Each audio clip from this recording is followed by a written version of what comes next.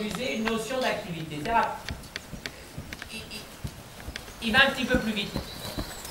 Il ramène un petit peu plus vite les postérieurs. Vous ne le laissez pas sauter sur place. Vous voyez, ça part devant. Vous le faites partir un petit peu devant. Alors c'est un peu.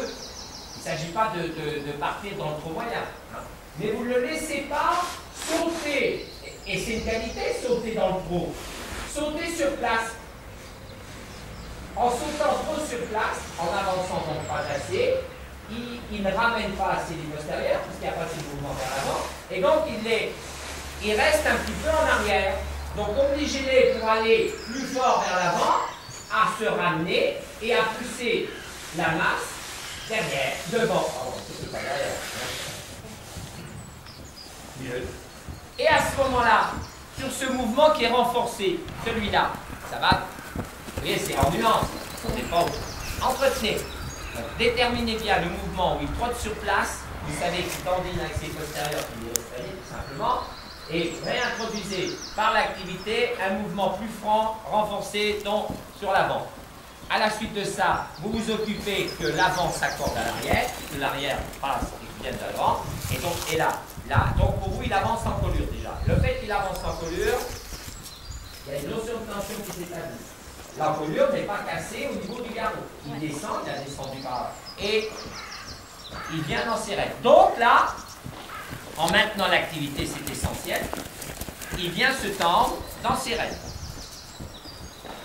Si dans cette attitude-là, il descend un tout petit peu, ce n'est pas le cas là, mais quand il redescend, vous le laissez se lâcher derrière, il va se lâcher dans son dos derrière. Devant, il peut se figer dans son dos en se remontant trop. Il peut se lâcher devant, il ne l'a pas fait encore en effondrant sa nuque, en effondrant sa tête, en venant reprendre dedans. Là, pour le moment, il ne l'a pas fait. Il ne l'a pas fait encore. Encore, il n'a pas fait tout court. Bon. Il vient dans ses règles, plutôt rond, et il reste actif derrière. Donc déjà, il commence à se tendre. Pour vous, vous travaillez toujours avec quelqu'un ou seul? Là, j'ai toujours besoin pour prendre des cours. J'ai travaillé universel. Donc, vous travaillez beaucoup seul. Ouais. Vous vous faites prendre, heureusement, prenez des cours, tout ça, faites recadrer votre travail, recaler votre travail.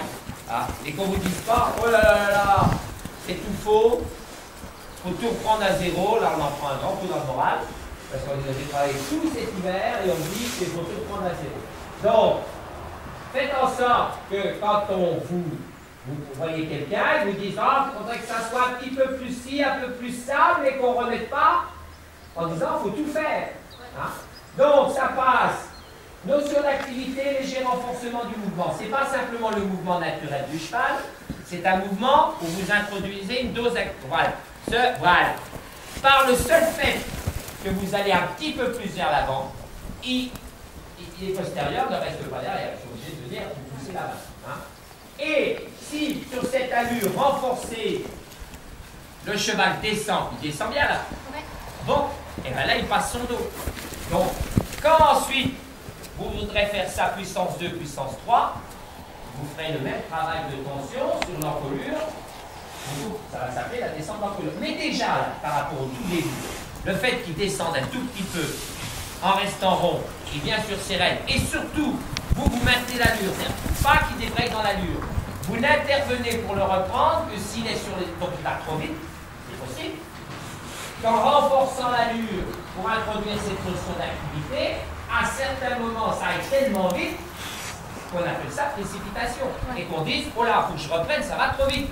Pour que cette activité soit liée à une notion d'équilibre. Il ne s'agit pas de l'emmener, de le faire courir. Hein.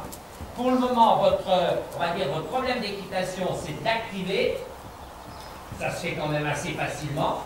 De lui faire prendre ses rênes, cette notion du dos. Et quand, bon, et bien là, c'est-à-dire pour le coup, si, on va dire, l'avant, l'encolure, est accordée à l'arrière, et l'arrière, parce que vous le faites avancer, n'est pas à la traîne, et il ne laisse pas traîner ses postérieurs.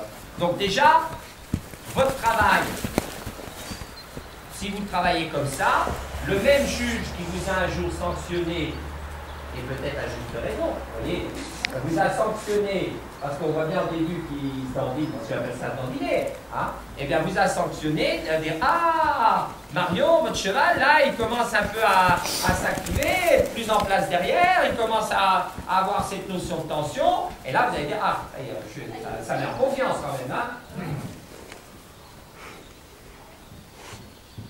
Donc, vous avez la chance, entre guillemets, que votre cheval vous pose toujours le même problème, en fin de compte.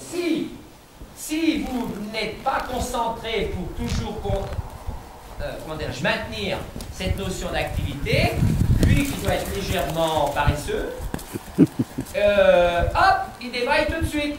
Et comme il a certaines qualités, donc c'est vrai, il se dandine. Alors comme il n'y a pas assez d'activité, il n'y a pas assez dans ses rênes. Donc c'est là où on vous reproche, il y a l'avant et l'arrière. Et c'est par l'activité que vous allez faire joindre en fin de compte l'arrière et l'avant. Vous voyez là, il se retient. Réactivez-le. Alors, c'est là où vous